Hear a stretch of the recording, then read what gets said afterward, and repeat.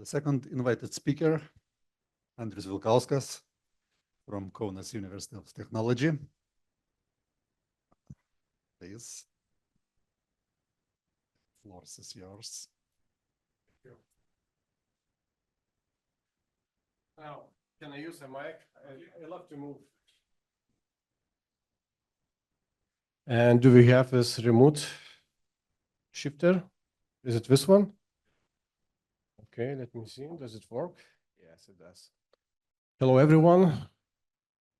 And I guess we have so intense agenda today, and I'm the last obstacle between you and lunch. So anyway, I will take my time, but please feel relaxed. And if you will find some questions or ideas what you want to ask directly, please do not hesitate, just do it, no problem. And today my presentation, let's say from defense capabilities to R&D and innovations. And I will discuss today not about the particular technology or particular solution. I will discuss the whole ecosystem. And okay, I will base on my personal experience and Lithuanian experience, Baltic states experience, maybe on some countries, let's say, who previously didn't have some defense industries at the national level. And why it is, anyway, even if in the country does not exist huge defense technologies or defense industries ecosystem, anyway, always there is a people who's doing something in this field. And personally, for myself, I also, since, I don't remember already, time is flying, since 2000 or 2001, I started my career in small arms ammunition, and it was the first manufacturer in the Baltic states, small arms ammunition manufacturing, so-called Geraitė Armament factory. So I joined this factory, and I was one of the person who, let's say, started with some activities in this factory, and from a greenfield, and later it was we joined NATO, also product and NATO certification of the products, and so on, so on, so on. And later, anyway, I also settled at Kaunas University of Technology, and I'm part of Lithuania Engineering and Technology Industries Association, so-called LIMPRA. I'm vice president at this association, also, let's say, chairman, not chairman, but a member of a board of this association. So what we're going to discuss today, so Kaunas University of Technology and defense technologies. Why?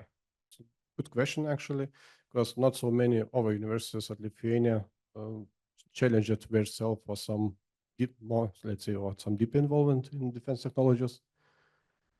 Some brief idea about common misunderstandings between the military part and research part. This is also reality.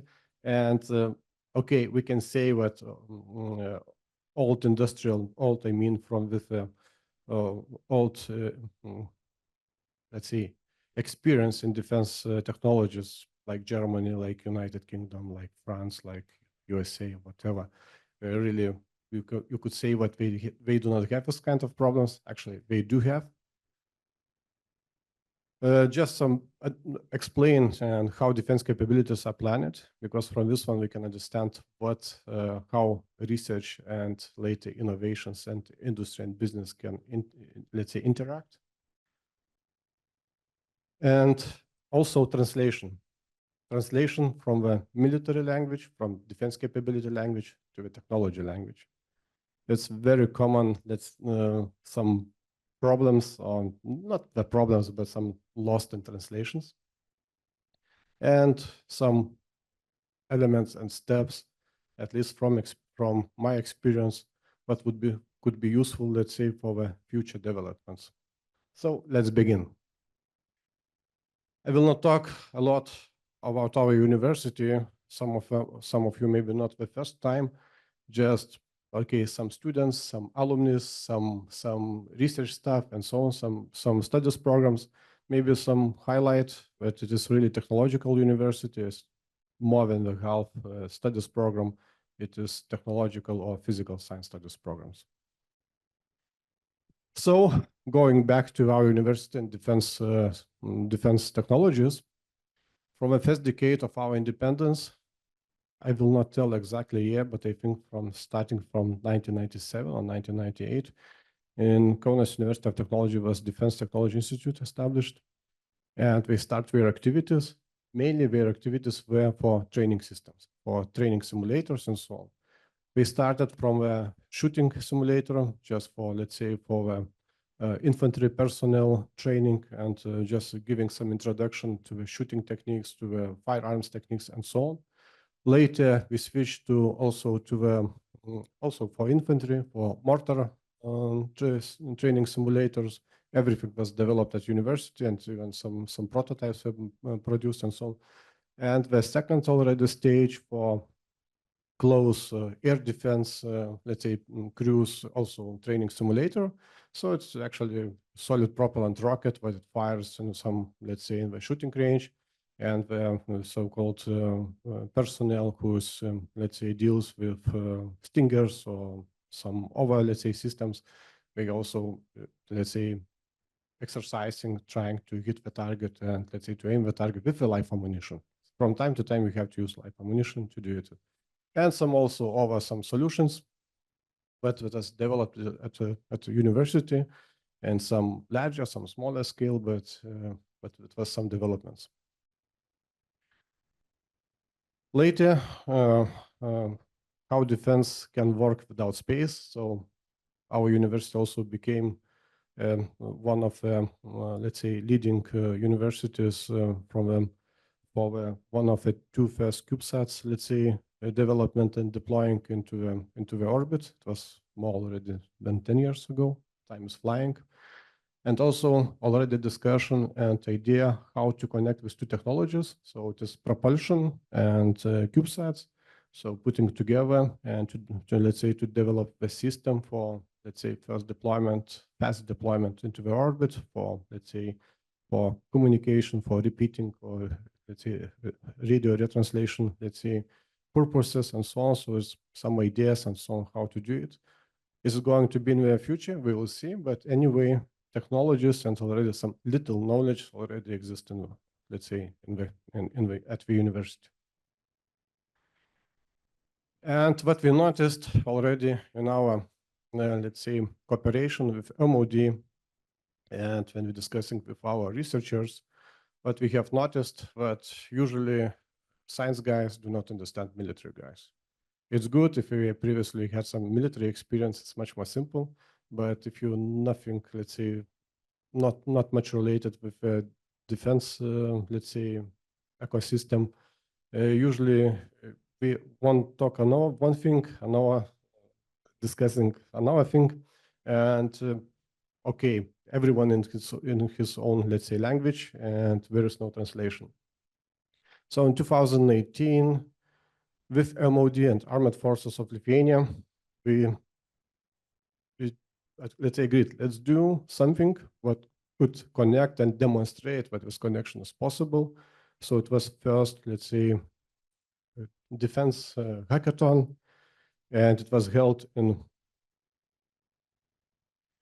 it will be in Lithuanian language because this was, let's say, advertising on TV, but just basic idea, but it was, let's say, was already discussion initiated with the army, how we can bright ideas, bright technologies and so on can bring on the table for military guys, how we could examine, let's say, try to understand this one, how we could develop it, and later to convert into some defense capabilities.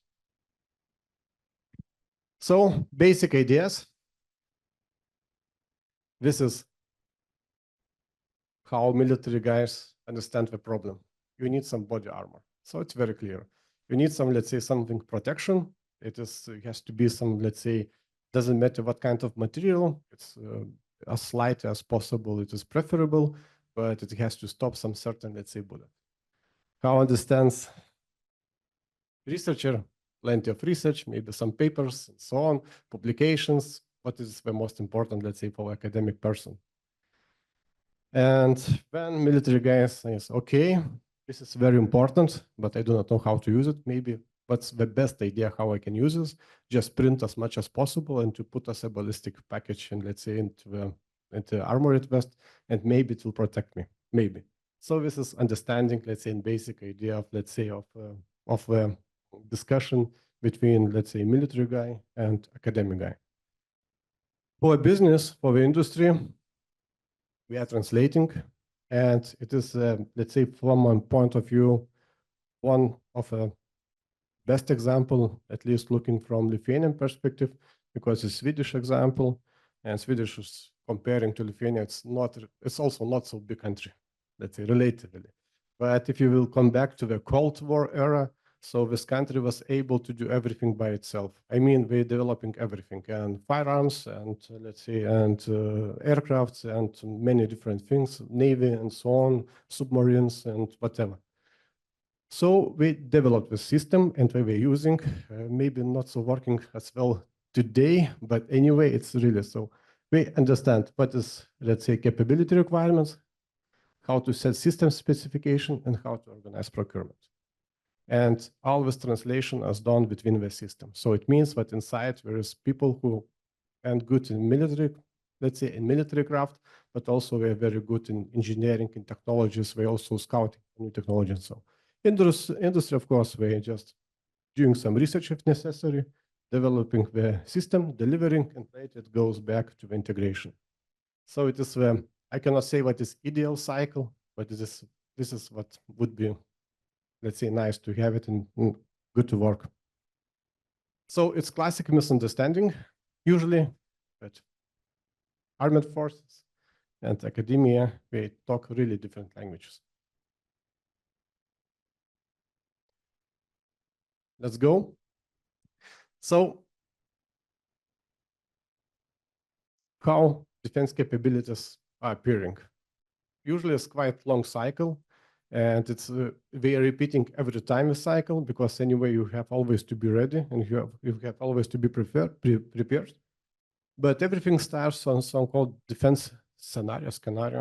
Okay, so just basic idea how we're going to fight, who is going to attack us, and how we're going to fight, and how to going to defend ourselves. And for this one, you need a lot of information, starting from intelligence, diplomacy, whatever.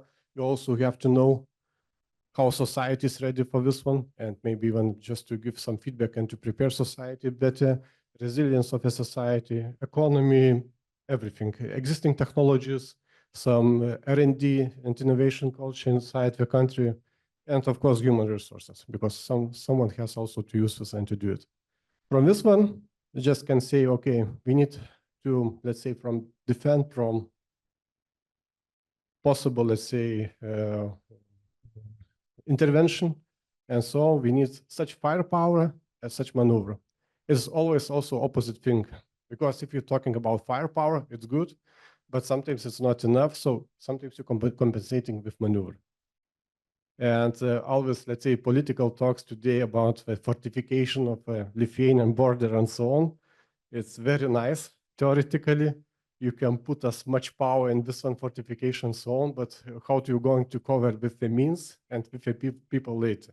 So it means that you always have to keep the balance and so on, not to be overweighted, and to have possibility to move, but also anyway, if you are like in the sport, in the boxing, lightweight fighter to fight with a heavyweight fighter, it's also a bit complicated.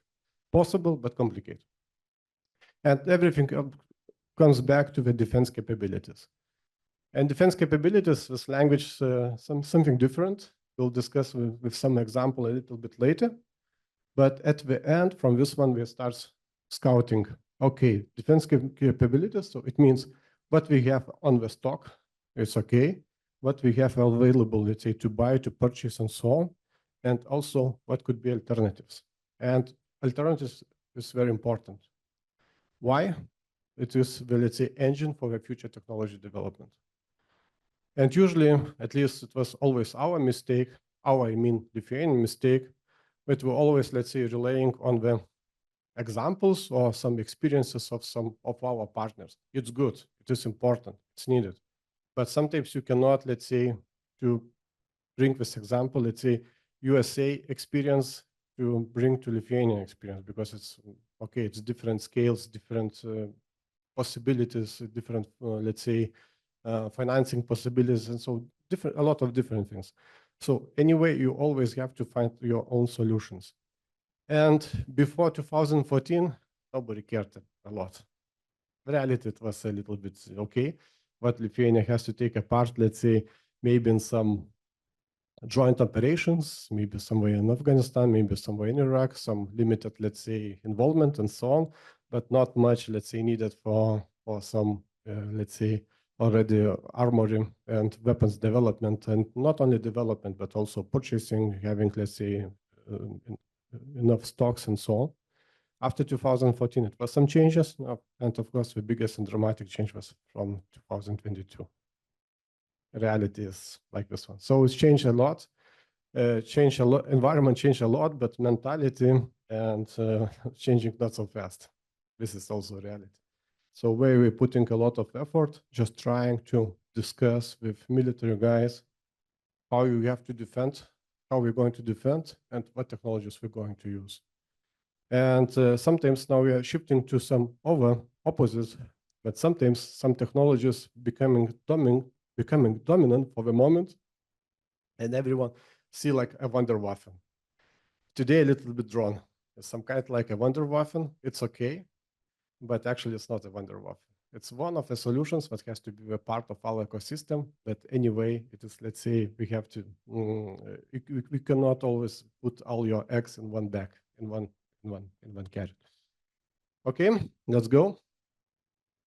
And now some simple example, but I will just try to explain what was emerging technology switching from musketeers to the modern assault teams in the today's infantry.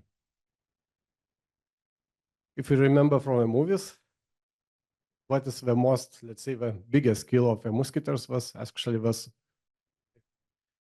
it was the sports art. We were, let's say, one of the best fencers in, let's say, in the Europe and so on, but not much to do with the firearms that we were having. So actually, the biggest change, switching from the skills to the skills, it was ammunition as it exists today. So-called unitar ammunition. It is just, let's say, when you have case, bullet, primer, and propellant. So it means what's already this technology allowed to switch and to modernize the firearms that exist today. And already this technology for 60 years, even more, actually, its origins came one century ago. So standardized and used as it is today, it's already more for, let's say, like, now I'm trying to remember, 7.62.51 ammunition, Stanak 2.3.10. I think it was standardized in 50s or 60s. So just an idea, and still exists, still works. So now, situation with drones, it is a little bit like this one. To become the real power, we have to switch to this one.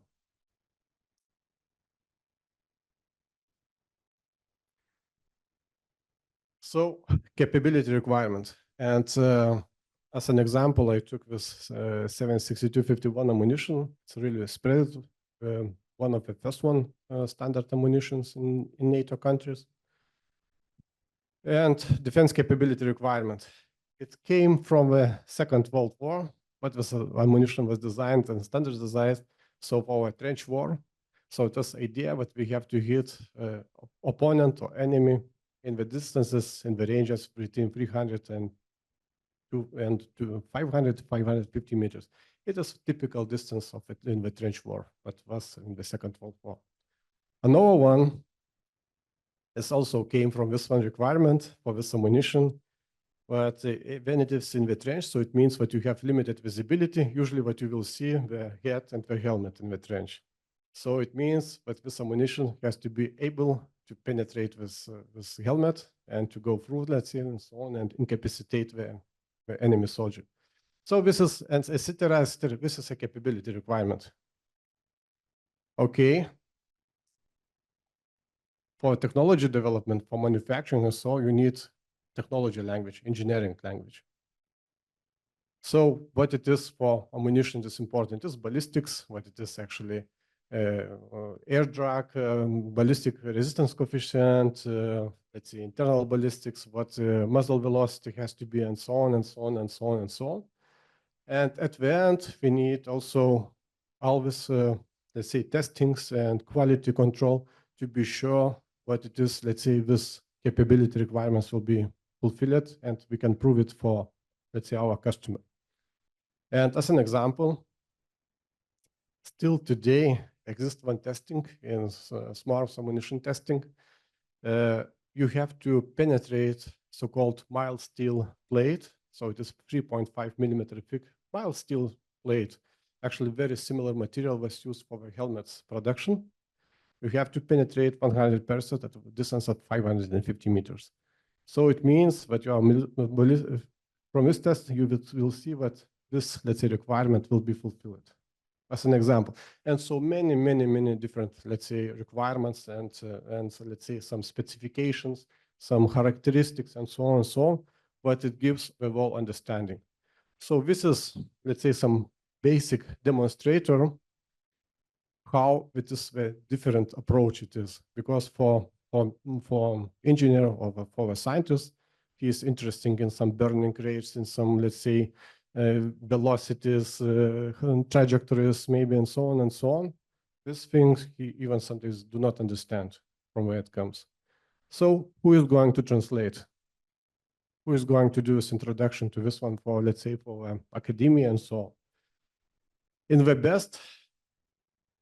best case, or one maybe of the best cases, so then MOD and Army, we have everything inside. But for this one, you need some military institutes. In some country exist, and it works very well. In some cases, they do not exist. So sometimes think tanks and some helps, but also usually sometimes we are not listening or do not paying a lot of attention. So we can see that for the countries who has this, let's say, translation capability, technologies developing very fast, and defense businesses are doing not very well, but quite good. And for in the countries who's, let's say, still lost in translation, it's a lot of, let's say, bubbles, a lot of vapors and so on, of steams, but not the, let's say, real action and attraction. So what is idea and what is the next steps should be what we should take away and aware. But defense technologies are not, let's say, some miracle or not some magical word. It actually, if you're going to defense, everything is important. Today, electronics and one of the most important, not the most, but really important part. We'll talk material science is important. Going to the mechanics and so on is important, because anyway you can build as the best artificial intelligence and so on, but at the end something has to fly and to hit the target at the end, and so on and so on and so on. So that it's idea that especially for also for the industries what we're discussing in our association, do not afraid, but we are not familiar with defense technologies. You can learn it. The most important, understand this important needs, with defense capabilities, where you can, let's say, enter in and what you can to do. Also, what we have to look at the dominant technology. And today, it's more by public relations, so on. Drones became some kind also example of dominant technology. It is important, it's working, it's good, but sometimes let's say we have to think about some other solutions. And do not forget about them, because anyway, usually if there is some Wunderwaffen, so-called, it is very limited. Let's say time will pass. So we have to look at this one. Also, another one thing, if you're discussing, let's say as an example, unmanned surface vehicles, it is for the sea applications, and Ukraine demonstrated very well what happened on the Black Sea. It's almost the country who has almost no fleet. Was, let's say, demonstrated how to stop the country with a big fleet, with a naval, let's say, with really big naval force. It did this demonstration. But what it is important for this, let's say, technology, it is communication. And for this today, we are addicted, let's say, on a Starlink. And let's say, as an example, it's always demonstration. When Starlink decided, okay, we'll switch off, let's say, communication. All these drones were somewhere on the Crimea beach. So also we have to think how to sometimes recognize dominant technology, maybe to become a part to sell it. But as a defense capability builder, you always have to think, is it worth to be addicted on dominant technology? Mission engineering, it comes from the space, but also military is using this also a lot in the planning. When you're planning the mission, whatever, use as much as possible working technologies.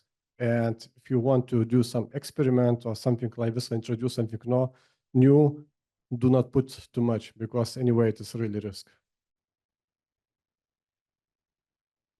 Research and development, what we have noticed, and still is really difficult to explain for the military guys. Sometimes research takes 10, 15, even 20 or 30 years until it becomes some already like a technology, like a solution. And sometimes you really say, okay, we need this capability today, tomorrow, next year, in 4 years. Okay, guys, but anyway, some capabilities will be needed in 30 years. And if you will not develop research and development, you will not have any innovations and any new solutions. And another one, what is very important, and it is more Lithuanian overview. So startup mentality has to switch very fast to the industrial mentality. It's very nice to develop and develop endlessly, but at the end you have to stop and say, okay, this is my ammunition. I'm going, let's say, with a standard, with this delivering, and I can scale it. At the end, the scaling becomes like one of the most critical for, let's say, for the defense applications. And for scaling, we need standardization.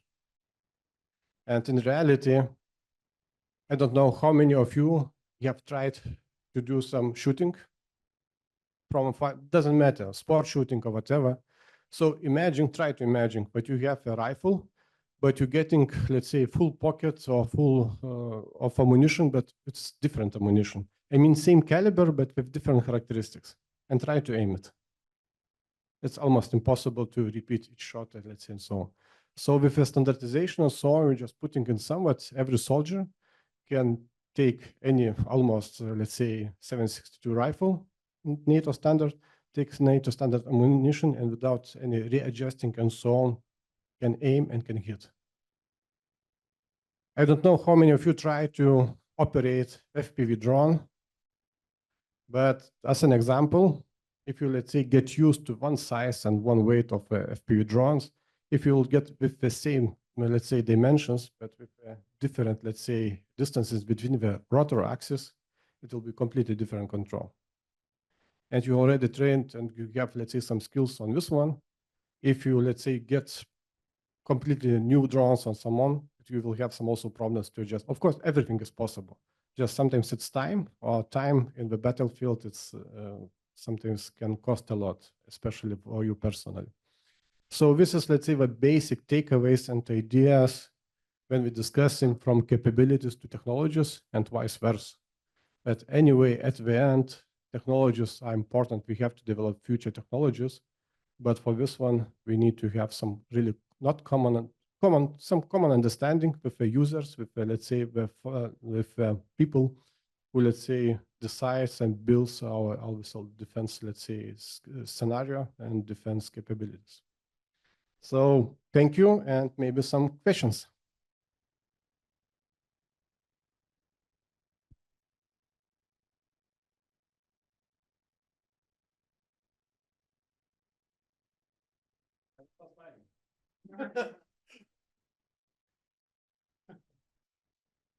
Andrius, thank you so much. It's on? Okay. Thank you so much. It's a very impressive presentation. I only want to add, because I am from Hungary, I'm István Balati from Technical University of Debrecen, and I also have some military background. And the main issue here, you also few times mentioned it, to the translation of the military need to the engineering skill and vice versa. It's also. And when I joined to NATO end of 1990s, it also was very published, you know, so-called Kalmar Rudolph, you know. He's a Hungarian and US scientist who was an establisher for the NATO research and development activity.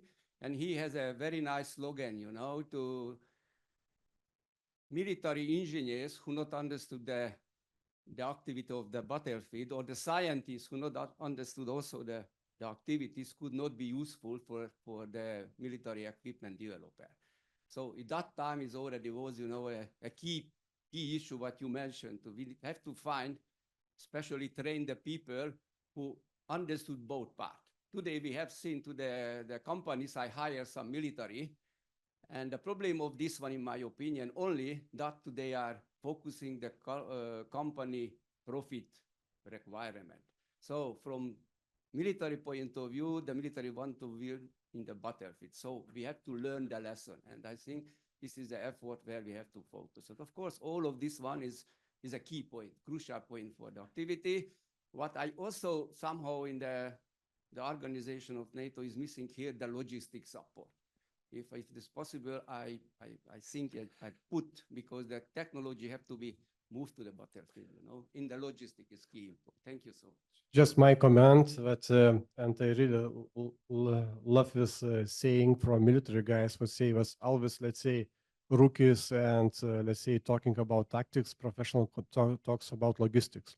So this is, I agree 100%, and thank you for a comment. Also, what I would like to mention, and I told that is today it's a really big problem for USA, and for Germany is 10 times more bigger problem, because Germany is really, not Germany, Europe, all Europe in defense, we are really old-fashioned in the design process and development process. As an example, Lockheed Martin from USA, we already more for 10 years work only in model-based system engineering, as an example. We are, let's say, developing system already, system mathematically, and digital twin is already developed before the system is showing, let's say, in the physical prototype, and already we can understand really good how the system is, at least theoretically, is going to behave, as an example. But what is the problem? What all these big businesses, they're selling what they have.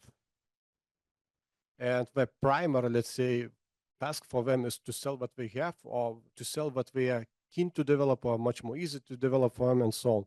Battlefield is a little bit different, actually, and it's changing very fast. So sometimes with already big companies, we are not able to adapt so fast as Battlefield is changing today. And Ukraine case is, let's say, is a really good example. And but from this one, this big, let's say, the small companies, the startup mentality, it's really helpful. And today, USA is looking and putting a lot of programs into this. I mean, not the industry, but Pentagon, let's say, Department of Defense, and so on. They're putting as much effort for a startup, let's say, developments in the defense field, because they see what from where it can come new solutions much more faster than coming from this old big giants.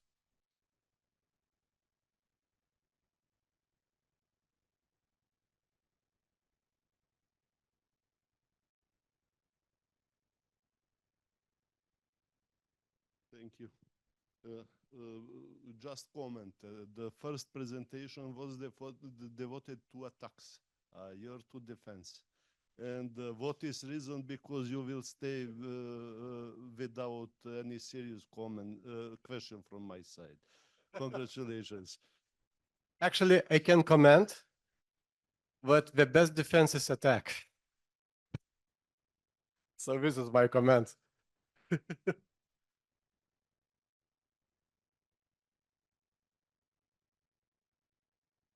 Okay, so if there is no more questions, we can discuss later.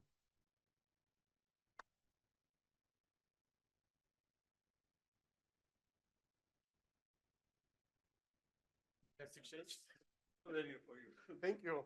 I will enjoy it. This is a souvenir for you. Thank you.